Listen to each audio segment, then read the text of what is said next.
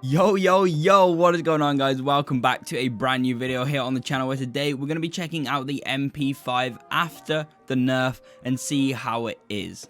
So before we get into it, let me know how you think it's been nerfed. Honestly, I don't really see much of a difference, so let me know if you see much of a difference.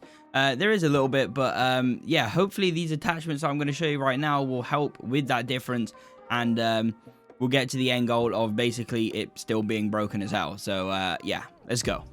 So starting off, you're going to want Gunfighter. Basically, Gunfighter allows you to have 8 attachments. We do actually only use 7 attachments in this class setup, but you can use 8 if you wish for the optic. So I don't actually use an optic myself, being a red dot sight or anything like that, but if you feel like you need to use one, then you are more than welcome to use one, and that can be your 8th attachment, but I do only use 7. So first we go to the muzzle. The muzzle is the sound suppressor. This does 100% muzzle flash concealment. When using iron sights, this is very important because it can get in the way, and honestly, it can be quite distracting. The cons are that the effective damage range does go down, which is again something else that is a part of the nerf.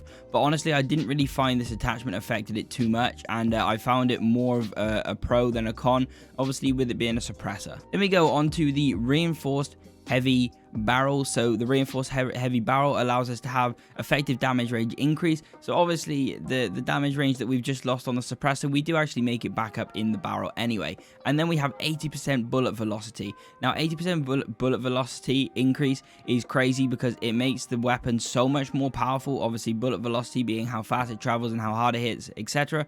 So this is so important. And then the cons are just like sprint move speed, which is literally 4% down, and aim walking speed, but honestly I don't feel like I need that with an SMG.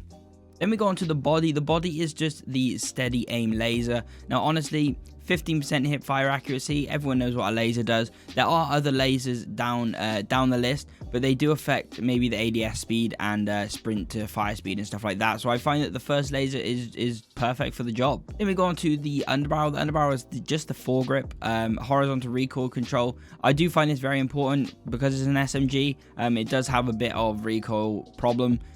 So this definitely helps, and then obviously with the decrease of the damage range, this helps even more to try and keep your bullets on track and hitting your marker. Then to the magazine, we have the 40 round drum. It's just the first 40 round drum, just the standard. So the reason I use this is because I feel like just having those extra few bullets maybe can help you get that 3-piece or something like that, whereas the standard mag really does struggle with that. Then, you know, you could have the 40 round speed mag, but that does affect your ADS speed, which I do not like. And then obviously, really, the magazine is very subjective. You can use whatever you want, but personally, I just prefer to use the 40 round drum because it doesn't really have that many cons. Then for the handle, we do have the speed tape. So the speed tape is just ADS speed time increase by 10%. So yeah, that is very good, and it doesn't have any cons, so I mean that takes no explanation at all. So finally we have the stock. The stock is the collapse stock. It has 10% sprint to fire time increase, which is very good, and again, this doesn't need any more explanation. We all know what that does, and it's an SMG, it's a run and gun, it's a pub stomp class, so you know how this works. So now I'll show you just around the rest of the class, which is below me right now. We do have just a shotgun, nothing special, a couple of attachments on it, nothing crazy though. And then for the tactical, we have the stim. I do recommend the stim, but again, this is up to you. And the same with the lethal and the field upgrade, depending on what game modes you're playing, how your play style is, and honestly what you're what you're doing in the game. It's totally subjective and totally up to you, but I prefer to use stim, semtex, and proximity mine. Same with the perks. I use flak jacket, assassin, and ghost. Again, these are all subjective, totally up to you, depending on the game style, the gameplay, and the map mode, anything, it totally depends on what you are doing. And then finally, you do need Gunfighter as your wildcard. As I explained earlier, we use 7 attachments, but you could use 8 if you really wanted to. If you want to use that, the red dot sight. But personally, I like the iron sights just as much. So as you've seen behind us, we have had some gameplay going on with this MP5 class.